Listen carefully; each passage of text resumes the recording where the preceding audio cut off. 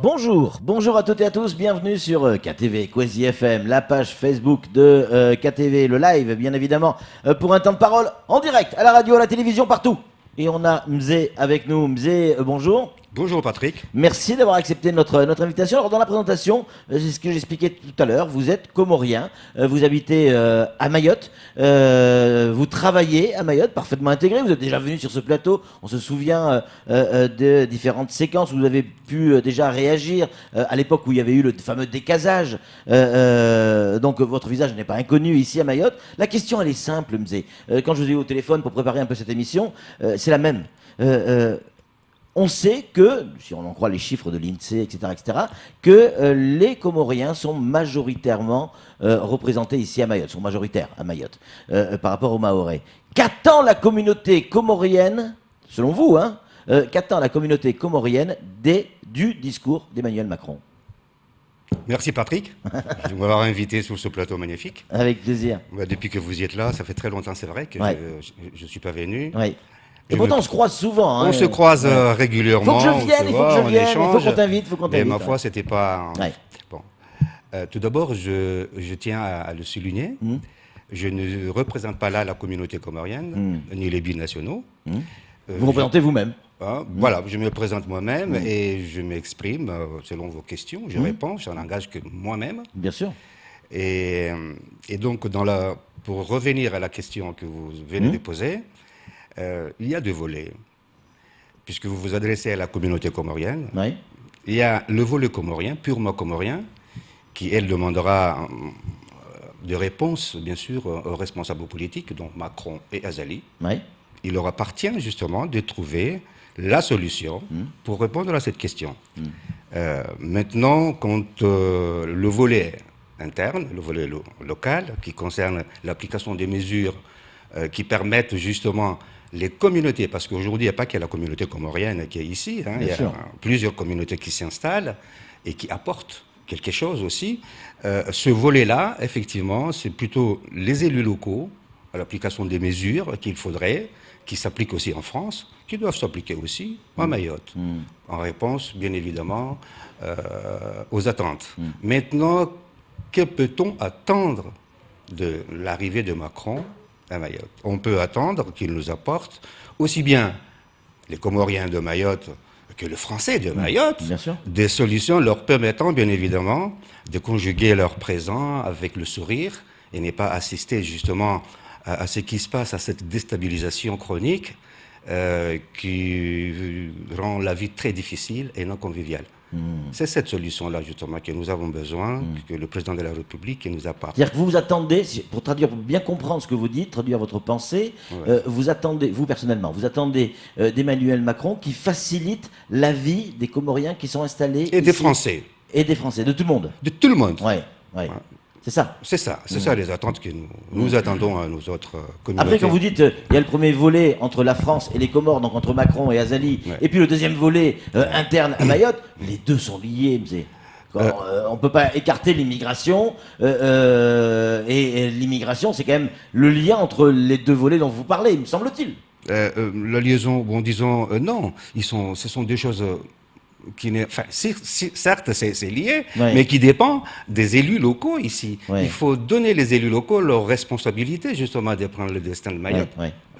Tout ce qui va se passer sur ce territoire, s'il n'y a pas union de décision des élus locaux, rien ne se fera. Quand vous dites élus locaux, vous pensez surtout aux municipales qui arrivent? Non, pas aux municipales forcément. Je pense aux sénateurs, je pense aux députés, je pense aux conseillers départementaux, je pense à la représentation du gouvernement, à la préfecture, qui reste ici.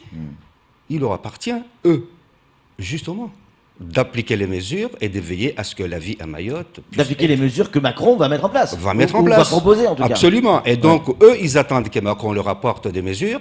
Nous, population, on attend que les élus appliquent ces mesures. Et voilà, justement. Et ce que vous attendez en termes d'application, c'est ce que vous disiez, c'est tout de même, évidemment, c'est valable pour les Français, mais aussi pour les Comoriens, d'améliorer le confort de vie, y compris donc pour les Comoriens qui sont à Mayotte. À tout le monde. Tout le monde. Ouais. Voilà, absolument. Camar, une question pour notre invité, Mzé.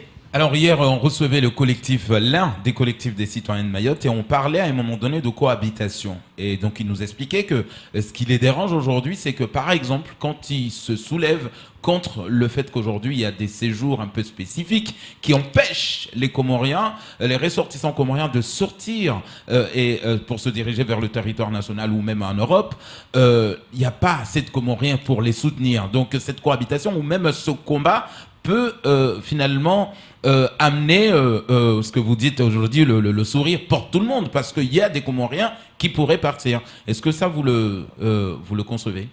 Absolument. Absolument, permettre à ce que les Comoriens qui passent ou qui vivent à Mayotte puissent aller à l'extérieur, ben ça c'est une très bonne mesure.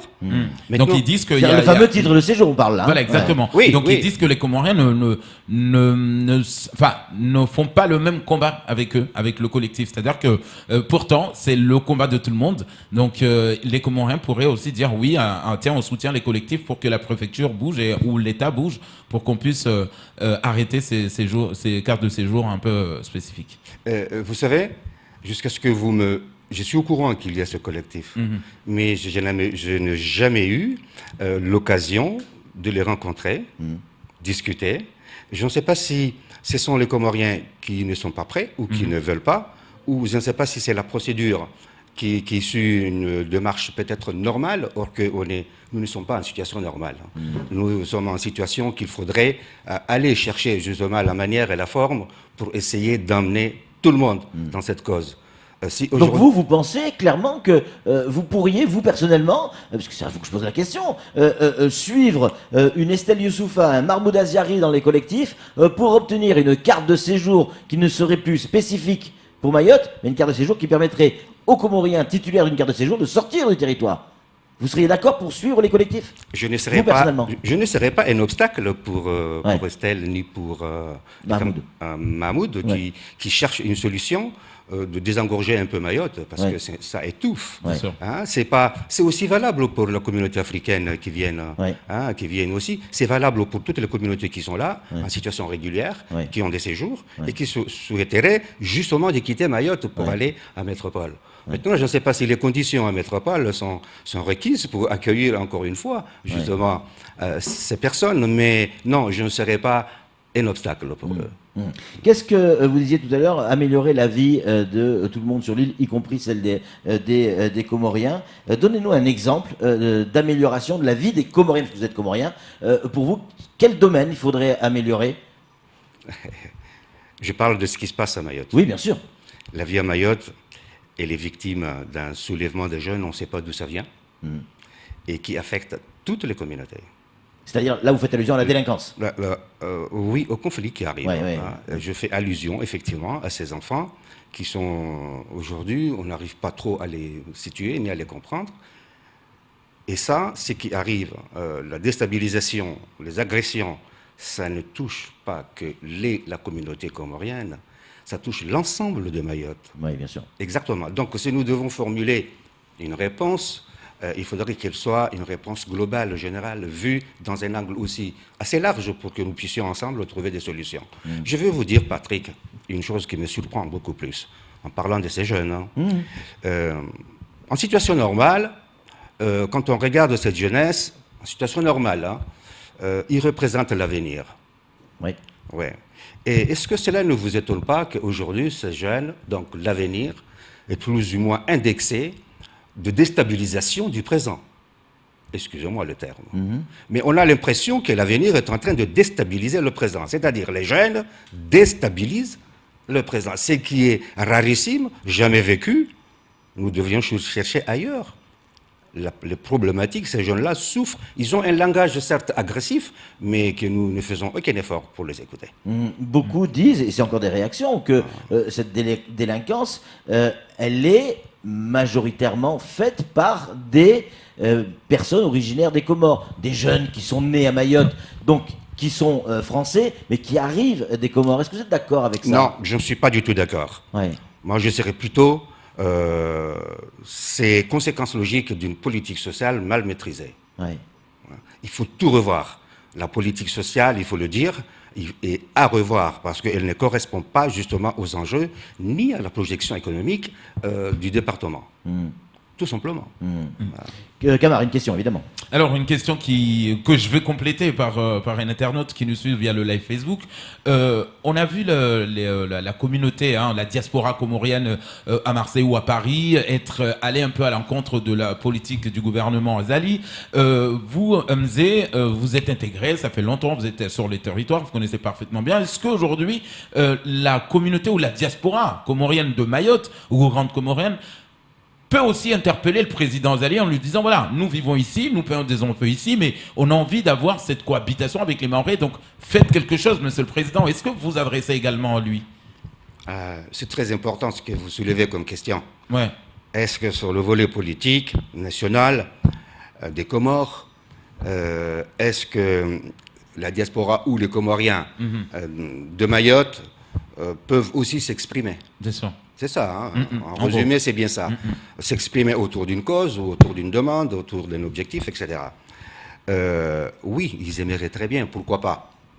Pourquoi pas? Simplement, nous vivons un contexte qui ne favorise pas, qui ne facilite pas l'attroupement de cette communauté comorienne pour s'exprimer. Le contexte lui-même, il n'a pas été encore préparé, ni conçu, ni voulu par la psychose politique.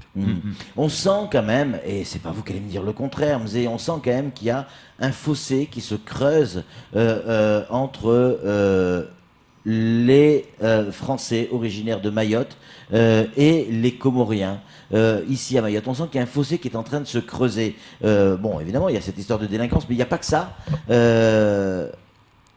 Pourquoi aujourd'hui vous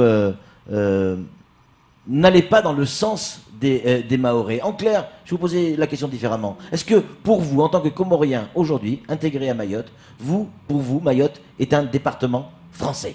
La question est claire. Mayotte est un département français? Oui ou non, pour vous, Mzé? J'attendais cette question, merci Patrick. Celle-là, on l'avait pas préparée. Celle-là, on l'avait pas préparée. C'est pourquoi je l'attendais, parce qu'elle n'était pas préparée, justement. Ouais. Dites-moi, Patrick.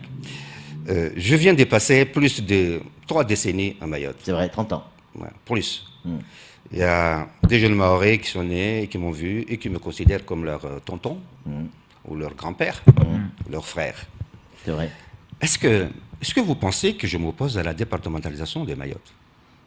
C'est pas la question que je vous ai posée. C'est pas la question que vous me posez. La question que vous me posez, vous me demandez, est-ce que la communauté comorienne ou autre qui a choisi de venir vivre à Mayotte pense-t-elle vraiment qu'elle est en France?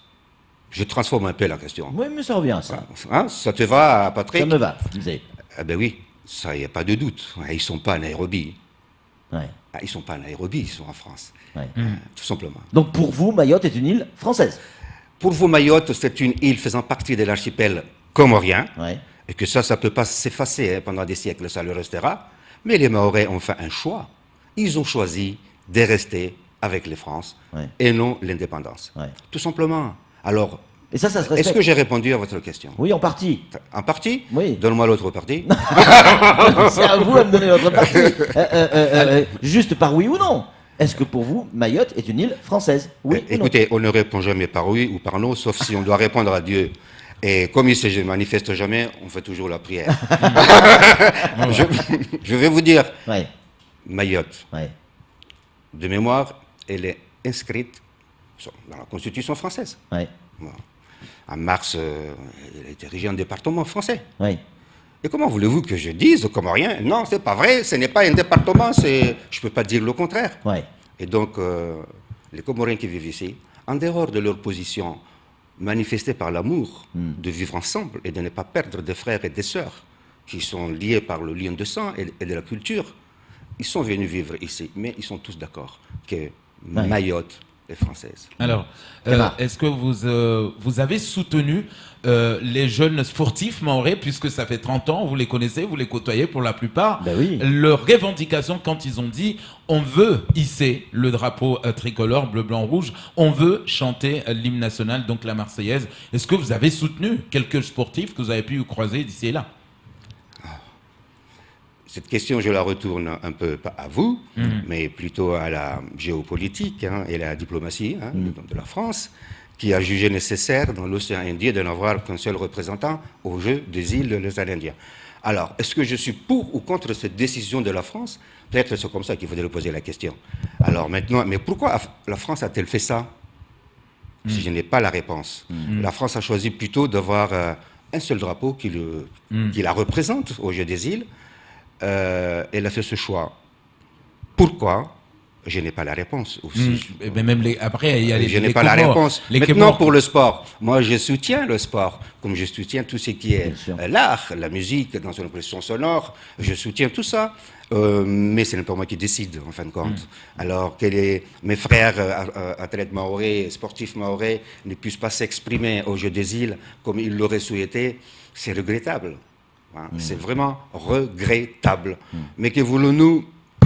C'est en haut, c'est Macron et son gouvernement qui ont jugé utile et nécessaire d'avoir qu'un seul drapeau pour la représentation des îles de l'océan Indien. Et je n'ai pas à critiquer cette mesure, j'ai plutôt à soutenir mes frères mahorais. Vous avez la communauté comorienne, ou vous-même, je ne sais pas, est-ce qu'il est prévu que vous rencontriez un représentant d'Emmanuel Macron, un délégué est-ce qu'il y a un entretien, un rendez-vous qui est prévu? Non.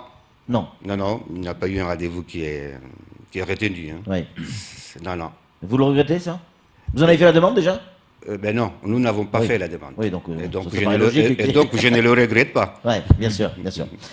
Merci, Mzé, d'être venu sur ce plateau, d'avoir répondu clairement à toutes nos questions. Ah, merci Patrick. Non, mais ça appelle-moi la prochaine fois, je viendrai. Avec grand plaisir, avec grand plaisir. Allez, c'est tout pour ce temps de parole. Tout de suite, la suite de nos programmes.